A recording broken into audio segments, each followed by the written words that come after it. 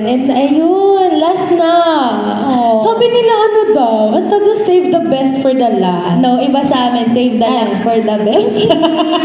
Sabi nila, sino mo na sila? Ganun kasi sa amin. Ayan, so for our last contestant, may we sit and enjoy this. Pwede ba natin tawagin si Kuya Miguel Gonzalez for his performance for tonight. Give him a round of applause! Bawal pala yun.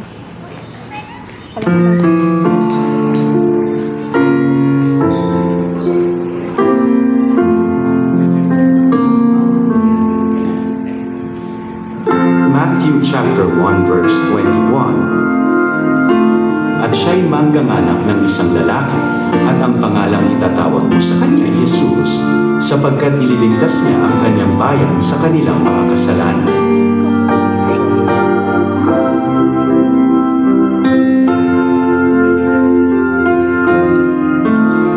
Paliwanag, nakakagaan sa isipan na maalaman natin ang pagliligtas ng ating Panginoong Jesus.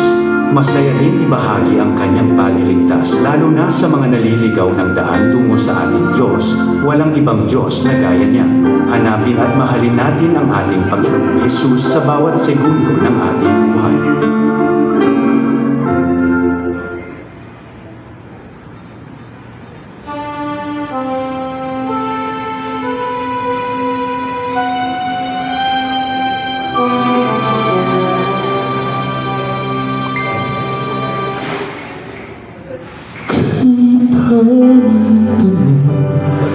Walang sagot, nasasaktan, di alam ang dahilan.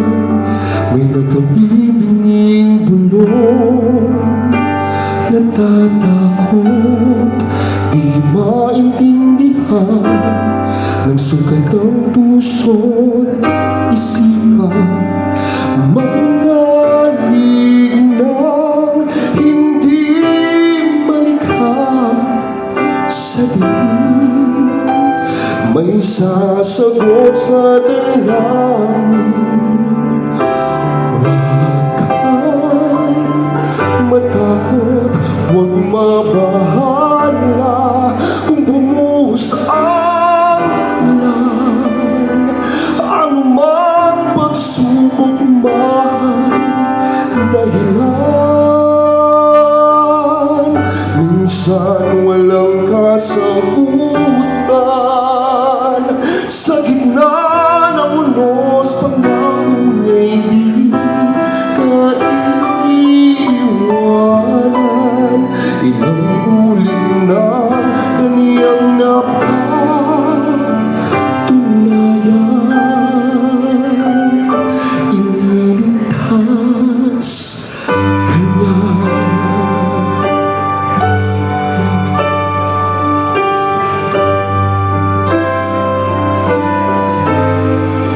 Minsan nawawala ng loob sa suko na tila nakalimutan nang hindi siya nang iiwan sa ingay ng mundo. Pangako niya'y di nagbago, tanggapin mo ng buo sa iyong puso. Huwag kang matakot, huwag mabahala kung bumuhos ang ulan. Anumang pagsubok may dahilan, minsan walang kasagutan.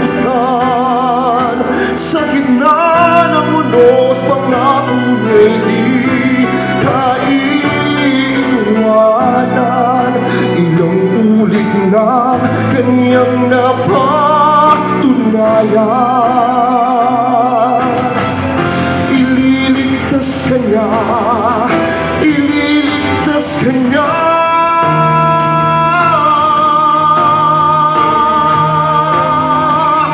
Basta't magtiwala, huwag kang matakot, huwag mabahala kung bumuhos ang ulan.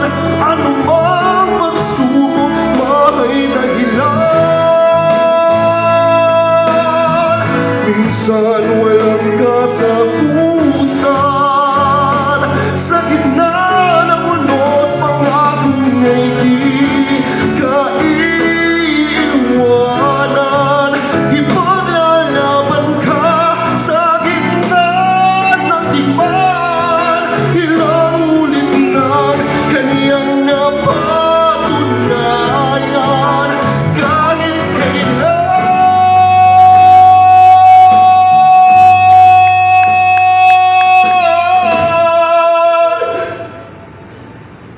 ililigtas ka na.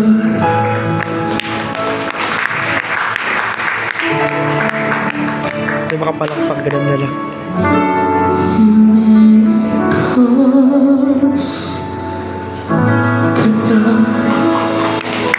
Thank you po.